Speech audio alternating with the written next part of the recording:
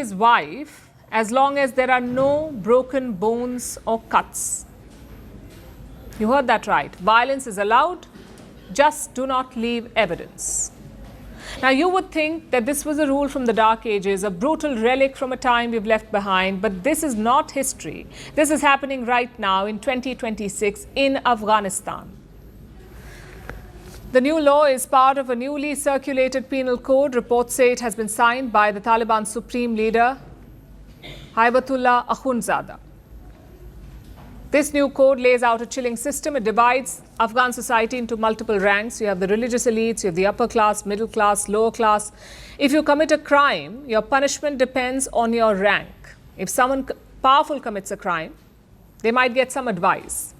If someone poor commits a crime, they could get a prison sentence or corporal punishment. And guess where women are ranked in this system? Well, women are listed at the level of slaves. Reports say this law allows husbands or so-called masters, that's what they call them there, to punish women physically. There's one condition, just one condition, no broken bones or open wounds. So you can beat your wife, but you must ensure it's not life-threatening. If injuries do not cross that line, beating won't count as a crime. In other words, domestic violence is now legal. And if you thought that was bad, there's more. If a woman wants justice, she must appear in court fully covered, and that too with a male guardian. What if the only male guardian around her is her abuser?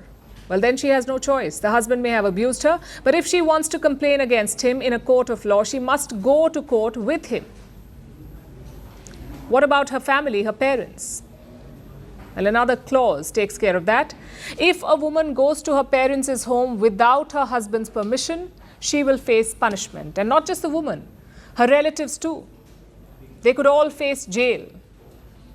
Basically, if you've been abused in Afghanistan, do not seek justice or even safety, because the law will paint you as the criminal. This should tell you about the state of women in Afghanistan. In 2021, the Taliban stormed back to power. Since then, women's lives have been shrinking. First, they lost the schools, then jobs, then parks, then the salons, then gyms, then their voices, and now even their safety at home, that too is gone. Girls are banned from secondary school. Women are banned from most jobs. Public spaces are restricted. Travel without a male escort is forbidden. And the control does not end here. The Taliban have even pushed rules about house design. Windows that might expose women to outside view must be covered, blocked, or removed altogether. Do you know why? Because the Taliban says seeing women doing everyday tasks could lead to quote-unquote immoral acts. So what's the solution? Hide the women. Remove them from Afghanistan's daily life. Experts are calling it gender apartheid, a system where half the population is being systematically erased. Afghanistan is the most restrictive country in the world for women. When the Taliban took power, they said that their second stint would be different. They promised that women will have their rights. Yet here we are. Domestic violence is being legalized as long as you do not break a bone.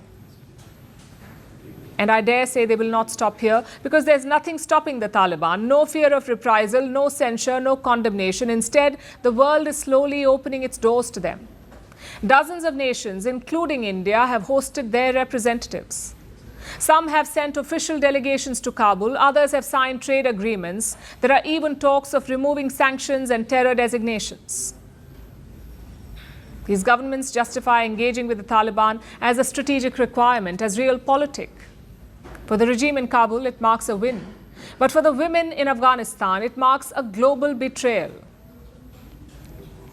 And we're talking about 14 million women here. They are being erased from public life. They're being denied dignity and safety. And the world is looking away because standing up for Afghan women serves no strategic purpose. So let me end by saying this. This is not just Afghanistan's shame. This is a blot on the world's conscience, because when a regime legalizes abuse and a world normalizes it, silence becomes complicity.